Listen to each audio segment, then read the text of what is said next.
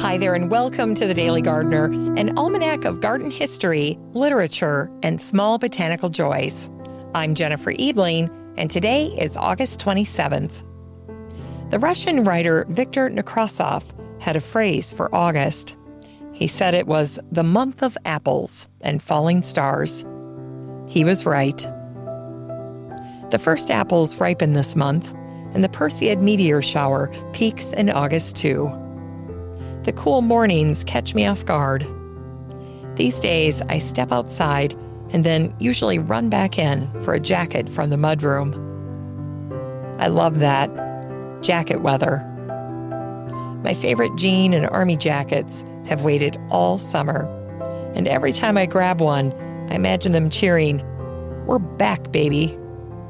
They are. The air is so exhilarating outside. The smell of fall is hard to describe. Is it the dying back of perennials? The sweetness of the grass? The changing leaves? And yet, a whiff of fall makes me smile as I hop in my truck for coffee. Max is right there with me, and I roll down the windows, and I look at him and say, "Smells like fall, doesn't it, Max?" That smell tells me the garden will be different in 3 weeks, dimming fully in 6, and gone entirely in 12. But for today, the garden is still giving. Tonight I'll walk the whole way around it and gather a bouquet for the table. And then later, I might sit at the fire pit with a blanket and think about putting the garden to bed. Here's today's garden history. It was on this day in 1825 that the American poet Lucretia Maria Davidson died in Plattsburgh, New York. She was sent to school at 4 and practiced her letters in the sand. When her mother noticed that her writing paper kept disappearing, she went looking and found Lucretia's stack of little handmade books filled with drawings and poems. Lucretia was so embarrassed, she burned them all. It became a habit. If someone saw a poem before it was finished, she would set it on fire. Lucretia died from tuberculosis a month before her 17th birthday. Her work survived because her mother went through the house afterward and kept every piece of it together. In her poem called A Song, Lucretia said, "Life is but a troubled ocean, hope a meteor, love a flower which blossoms in the morning beam and withers with the evening hour." And it was on this day, in 1887, that the American nurseryman and plantsman Claude Barr was born to a poor farming family in Bentonville, Arkansas. He said they eventually starved out of Arkansas before settling in St. Louis.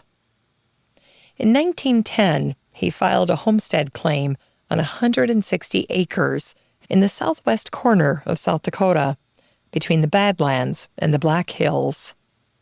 He was going to farm, and he named the place Prairie Jim Ranch.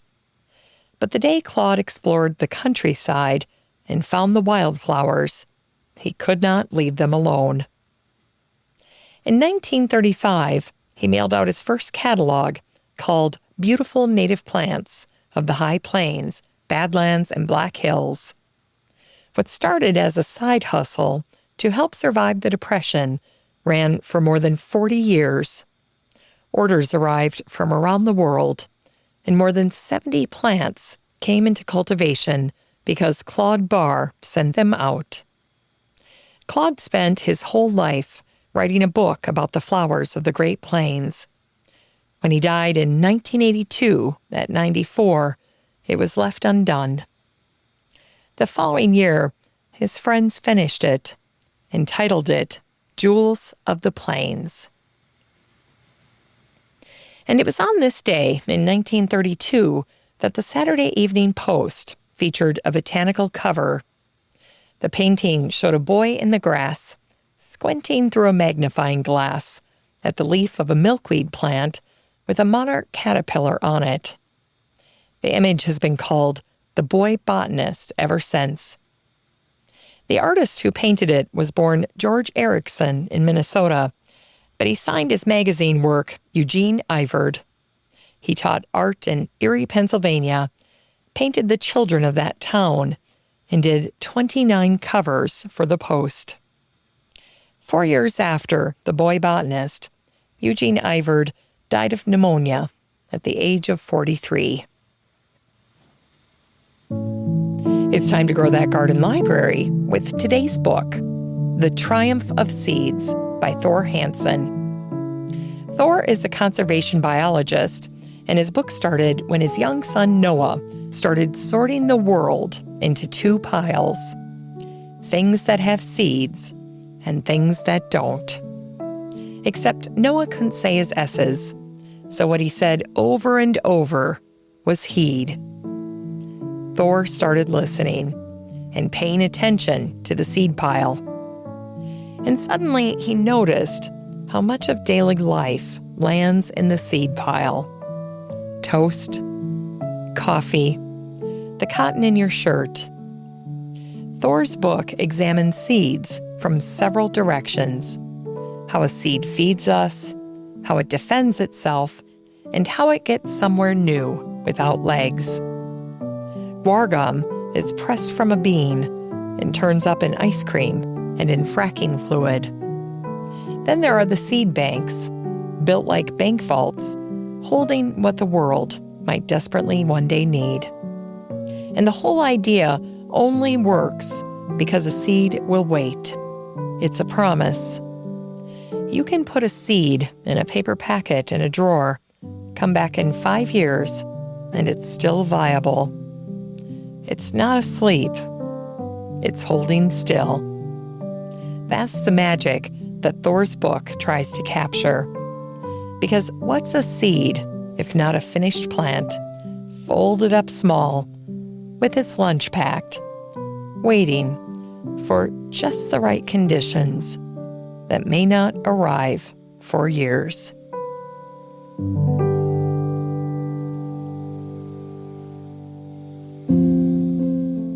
And finally, here's something sweet to ignite the little botanic spark in your heart. Today's fictional correspondence comes from the Ontario novelist Marion Keith, writing to us in the fall of 1918. Dear Daily Gardener, I'm enclosing a copy of my latest book in Orchard Glen. It's the name of the little town in Ontario where the story takes place, with delightful Scotch families just like my dad's. As I mentioned in my last letter, there's a garden in this story. But first, let me introduce you to some of the characters. Christina Lindsay is only 11 years old when we meet her in a strawberry patch, racing her brother Sandy to pick the most berries.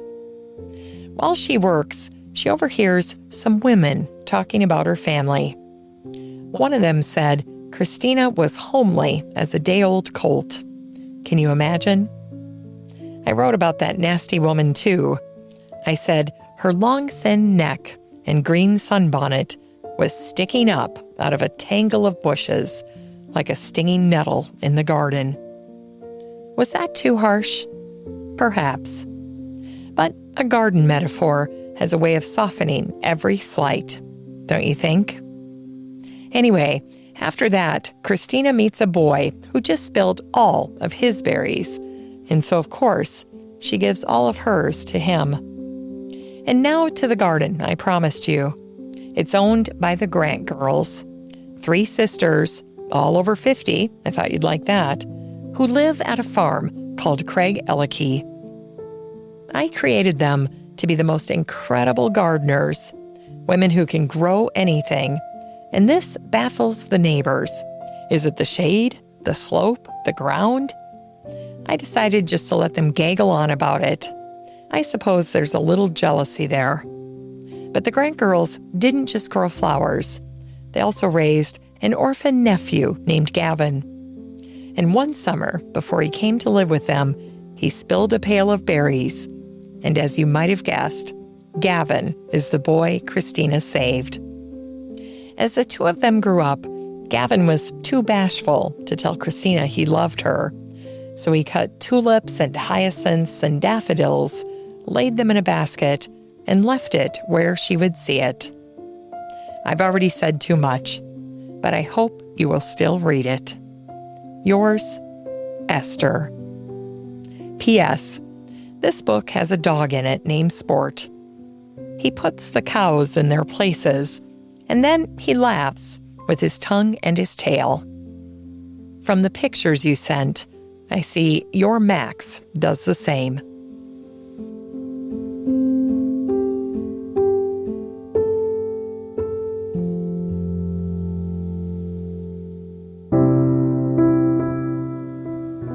That was Marion Keith, the pen name of Mary Esther Miller McGregor, who was born on this day, August 27th, in 1872 in Rugby, Ontario.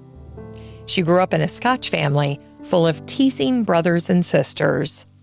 She became a teacher, and then she married a Presbyterian minister named Donald McGregor. She started the Marion Keith Club, a Sunday school for girls that taught about the issues portrayed in her stories. In 1934, she co-wrote a book of biographies with other Canadian writers, including Lucy Maud Montgomery, the author of Anne of Green Gables. In Orchard Glen is free to read online at Project Gutenberg. Today's book recommendation was The Triumph of Seeds by Thor Hansen. Thanks for listening to The Daily Gardener, and remember, for a happy, healthy life, garden every day.